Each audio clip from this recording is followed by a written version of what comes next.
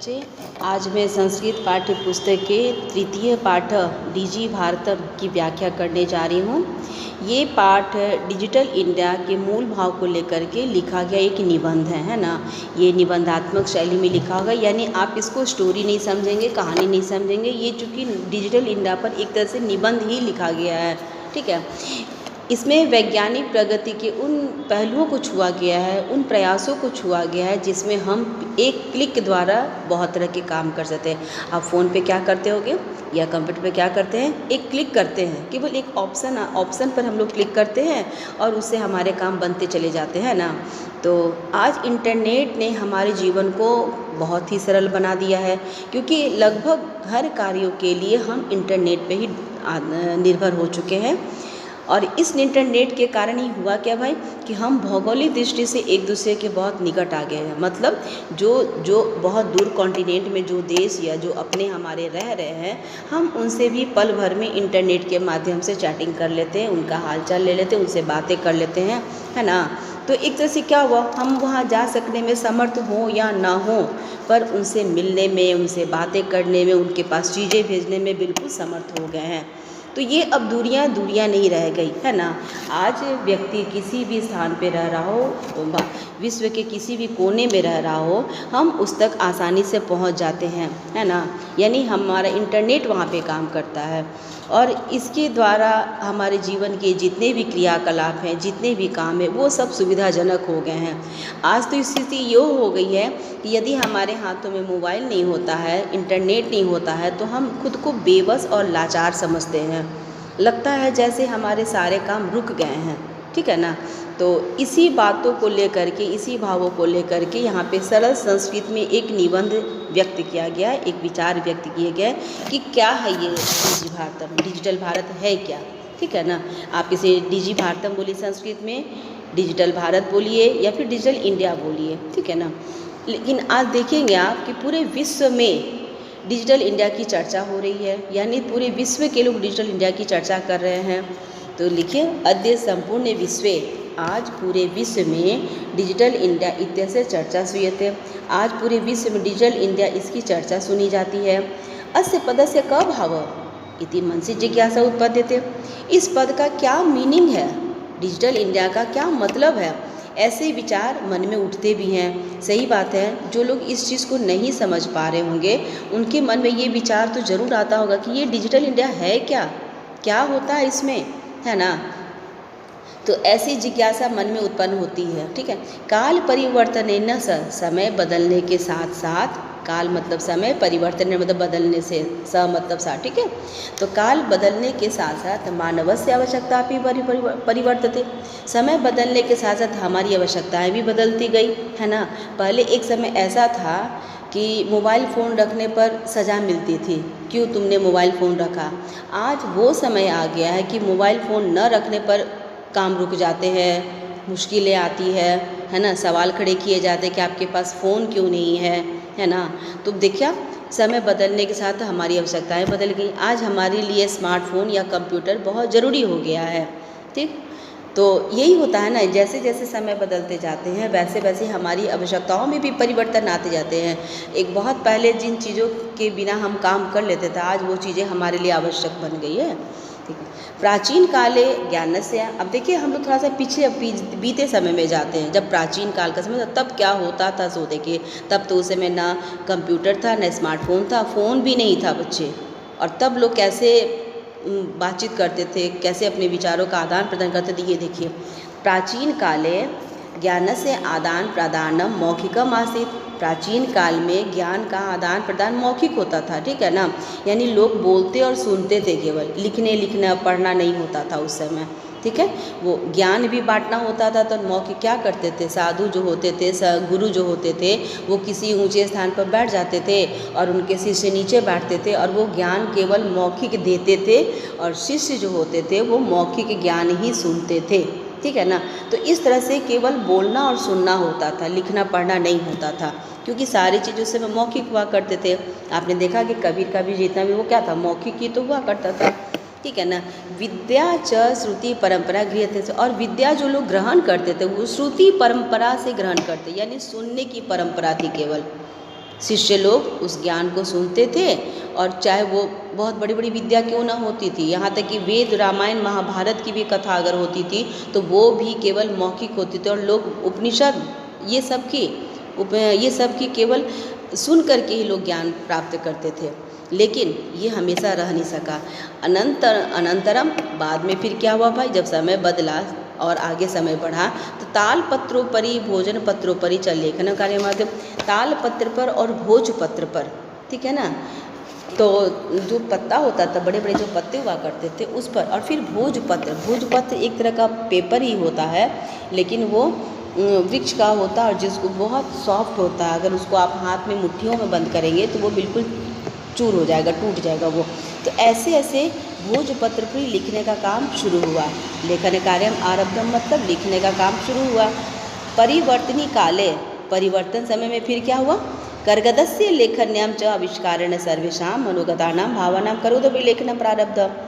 परिवर्तनी काल यानी बदले हुए समय फिर क्या, कर्गदस्य लेखन्याम कागज पर लिखने का, है ना, कागज का और लेखनी का यानी कागज और कलम का आविष्कार से सर्वेषां मनोगतानां सभी अपने मन के भावों का, मनोगतानां भावानां का मतलब मन के भावों का, कर्गदोपरि लेखनम प्रारब्ध कागज पर लिखना शुरू किए।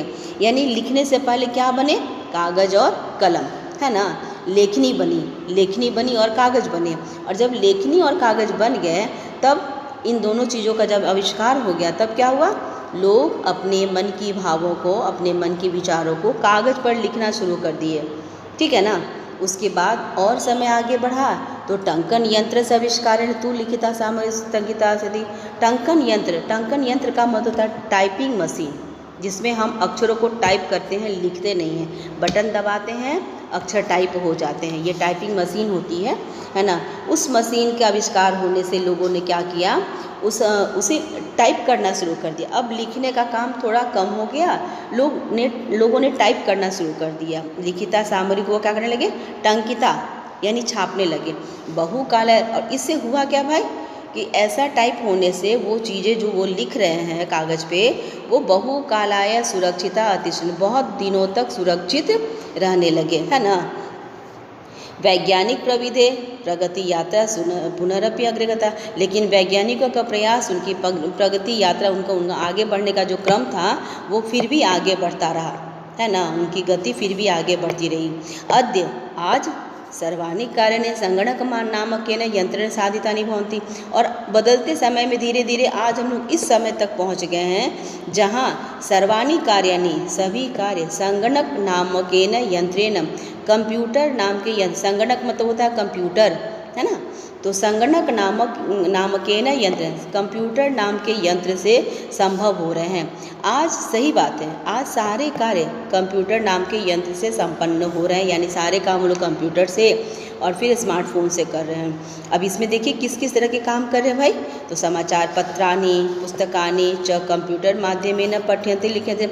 आज हम लोग न्यूज़ भी पढ़ना होता है, यहाँ समाचार पत्र की ज़रूरत होती है तो भी हम लोग कंप्यूटर पढ़ लेते हैं, है ना, मोबाइल फ़ोन पे देख लेते हैं, या फिर हमें पुस्तक पढ़ना होता है तो भी हम इसी का इस्तेमाल कर लेते हैं। तो भाई ये पढ़े जा रहे, इससे हुआ क्या, करगत क्यों ऐसा इसको महत्व दिया जाने, डिजिटल इंडिया को या स्मार्टफोन को या कंप्यूटर की दुनिया को क्यों महत्व दिया जा रहा है, ये देखिए अब यहाँ पे बताया जा रहा। करगदो उद्योगे वृक्षाणाम उपयोगेन वृक्षा कर्तन्ते, कागज़ के उद्योग के लिए यानी जहाँ कागज़ बनाए जाते हैं उसके लिए वृक्षों का उपयोग होता है, क्योंकि उसी से पेपर तैयार होता है ना। तो वृक्षाणाम उपयोग न वृक्षा करते, वृक्षों का उपयोग होता है और वृक्षों के उपयोग के लिए वृक्ष काटे जाते हैं, है ना, वृक्ष काटे जाते थे। अब क्या हुआ, परम संगणकस्य अधिकाधिकन प्रयोगेन वृक्षाणाम करते न्यूनता भविष्यति इति विश्वास है। लेकिन लोगों को ये विश्वास है, वैज्ञानिकों को ये विश्वास है कि कंप्यूटर के अधिक से अधिक प्रयोग से क्या होगा, वृक्षाणाम कर्तने न्यूनता भविष्यति, पेड़ों का कटना कम होगा। ऐसा लोगों को विश्वास है कि यदि हम कंप्यूटर से सारे काम करेंगे, है ना, तो कागज़ उद्योग स्लो होगा, उसमें कागज़ और पेड़ों का उपयोग कम होगा, तो इस तरह से क्या होगा कि पेड़ों का कटना भी कम होगा, ऐसा लोगों को विश्वास हुआ, है ना। और इससे जब पेड़ों का कटना कम होगा तो क्या होगा, अनेन पर्यावरण सुरक्षाया दिशि महान उपकारो भवति, इससे पर्यावरण की सुरक्षा की दिशा में महान उपकार होगा, बहुत बहुत भला होगा। तो सच बात है भाई कि हमें पेड़ों को कटने से ही बचाना चाहिए। पेड़ों के कटने से होता क्या है कि पर्यावरण का विनाश होता है ना, तो पर्यावरण को बचाना है तो आपको पेड़ भी बचाना होगा। और इस तरह से कंप्यूटर पे जब हम अपना काम करते हैं, यानी भारत को अगर हम डिजिटल इंडिया बनाते हैं तो हमारे सारे काम इंटरनेट और कंप्यूटर से होंगे। तो इसमें हमारा कागज उद्योग थोड़ा स्लो होगा, पेड़ों का कटना भी कम होगा और पर्यावरण की सुरक्षा होगी। कंप्यूटर और किन किन चीज़ों में हमारी सहायता कर रहा है, या ये जो इंटरनेट है वो किन किन चीज़ों में हमारी सहायता करें, ये देखें आप। अधुना आपने वस्तु क्रयार्थम रूप्यकाणाम अनिवार्यता नास्ति। आज अधुना मतलब आज या आजकल, आपने मतलब बाजार में, वस्तु क्रयार्थम यानी वस्तुओं को खरीदने के लिए, रूप्यकाणाम अनिवार्यता नास्ति, रुपयों की अनिवार्यता यानी आवश्यकता नहीं है। सच बात है कि अगर आपको वस्तुएं खरीदनी हो, है ना, बाज़ार में, तो अगर आपके पास रुपये पास में नहीं भी हो तब भी डेबिट कार्ड, क्रेडिट कार्ड इत्यादि सर्वत्र रूप्यकाणाम स्थानम सुरक्षितवन्तः, डेबिट कार्ड से या क्रेडिट कार्ड से सभी जगह रुपये लिए जाते हैं ना। आप वहाँ पे डेबिट कार्ड से आप रुपये पे कर सकते हो, सामान खरीद लीजिए और डेबिट कार्ड या क्रेडिट कार्ड से आप पैसे उसको दे दीजिए। वित्त कोशस्य मतलब होता है बैंक का, तो बैंक का चापी सर्वाणी कार्याणि संगणक यंत्रण संपाद्य, बैंक के भी सारे कार्य कंप्यूटर से ही हो रहे हैं। आज आप जाके देखिए बैंक में हर एक चेंबर में, हर एक टेबल पे आपका कंप्यूटर मिलेगा और लोग कंप्यूटर से ही काम करते हुए आपको दिखेंगे, है ना। यानी पेन पेपर का वर्क वहाँ बहुत कम होता है। बहुविध अनुप्रयोगा, बहुत सारे अनुप्रयोग कहें तो ऐप्स जो है ना, तो वो बहुत आपके मोबाइल फ़ोन में बहुत सारे ऐप्स होंगे, है ना। जब भी कोई बात होती है तो आप उस तरह का ऐप डाउनलोड कर लेते हैं। तो बहुत तरह के ऐप आज आए हुए हैं, ठीक है, हमारे हर काले के अलग अलग ऐप आए हुए हैं। तो ये विविध तरह के जो ऐप्स हैं वो क्या करते हैं, वो भी मुद्राहीनाय विनिमयाय सहायक संधि, यानी वो ऐप्स भी बिना पैसों का ट्रांजैक्शन करने में सहायक हो रहे हैं। आज बहुत सारे ऐप के माध्यम से हम लोग क्या कर रहे हैं, कैशलेस ट्रांजैक्शन कर रहे हैं, यानी बिना पैसों का ही एक अकाउंट से दूसरे अकाउंट में पैसे भेज रहे हैं और पैसे ले भी रहे हैं, ठीक है ना। तो इसी को बोल देंगे मुद्रा विनिमय, यानी पैसों का लेना देना मुद्रा विनिमय कहलाता है। तो मुद्रा हीनाय मतलब यहाँ पे कैशलेस ट्रांजैक्शन, यानी आप कैश पैसा न किसी को दे रहे हैं, ना ही किसी से कैश पैसा ले रहे हैं, ये अकाउंट टू अकाउंट ट्रांसफ़र हो रहा है, ठीक है। तो इस तरह से ये हमारे ऐप ही इसमें सहायक हो रहे हैं। कुत्रापि यात्रा करनीया भवेत, कहीं भी यात्रा करनी हो, रेल यान यात्रा प्रत्यक्ष, वायुयान यात्रा प्रत्यक्ष अनिवार्यता नास्ति। आज आपको कहीं भी यात्रा करनी हो तो इसके लिए आपको न रेल का टिकट की आवश्यकता है, न हवाई जहाज़ के टिकट की आवश्यकता है। आप इन दोनों के बिना भी, लेकिन आपका बुकिंग होना चाहिए, ऐसा नहीं कि आप इसके बिना ही यात्रा कर लें।